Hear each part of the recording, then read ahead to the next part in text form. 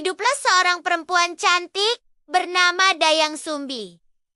Ia memiliki seorang anak laki-laki bernama Sangkuriang. Hasil hubungan rahasia dengan seorang dewa. Suatu hari, Sangkuriang tanpa sengaja membunuh anjing kesayangan ibunya, yang ternyata jelmaan ayahnya sendiri. Marah besar.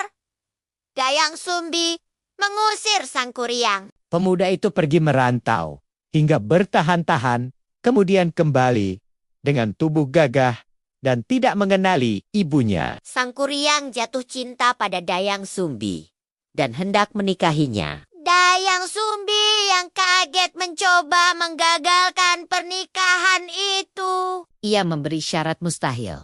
Sangkuriang harus membuat perahu raksasa dan membendung sungai dalam semalam. Dengan bantuan makhluk gaib, Sangkuriang hampir berhasil, namun Dayang Sumbi menipu dengan membuat ayam berkokok lebih cepat. Gagal memenuhi syarat. Sangkuriang marah dan menendang perahu yang hampir selesai. Perahu itu terbalik dan menjadi gunung tangkuban perahu.